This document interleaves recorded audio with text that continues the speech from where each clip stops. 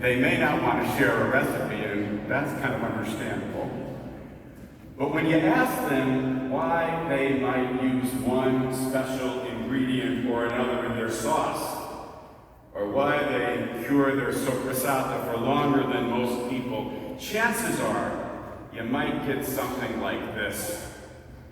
Well, that spice or that length of time really enhances the flavor, it brings it out really well. Or if they're honest, they're probably going to say something like this: I have no idea why we do that. But my parents did it, and their parents did it, and their parents did it, so we're not going to tamper with success. Capisce, right?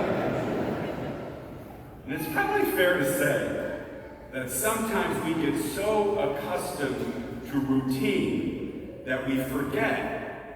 Or worse yet, we have really never taken the time to ask why we do certain things the way we do in the first place. Whether it be traditions in our families, in our churches, or in our communities. We just do them because that's what we've always done. So on Christmas Eve, why do we make all those different fish dishes? Well, I think most of us could probably say that the roots for that go back to a time when we had a fast from meat on Christmas Eve. A lot of you are shaking your heads. But is it really 7? Or 8? Or more? Even Wikipedia, I looked, they don't even have an answer for how many, all right? So if you've got the answer, please let me know after Mass, all right? How about what we do here this morning?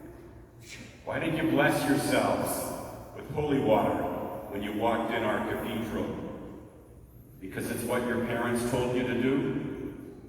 Worse reasons, and that's not one of them. That's a good reason.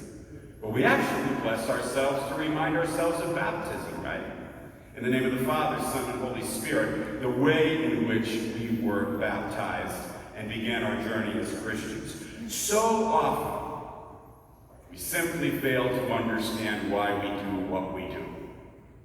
Sometimes it really doesn't matter. Sometimes we can laugh about it. And sometimes that can create some problems for us. Today's gospel from St. Mark is a case in point. It illustrates an area of sharp disagreement between Jesus and the Pharisees about the nature of their devotion to God. You see, Jesus very often criticized the Pharisees and their scrupulous adherence to rules regarding hand washing and cleaning pots and all sorts of other ritual practices and laws. Because in so doing, the Pharisees, knowingly or not, had reduced the practice of their religion to externals that they didn't even understand.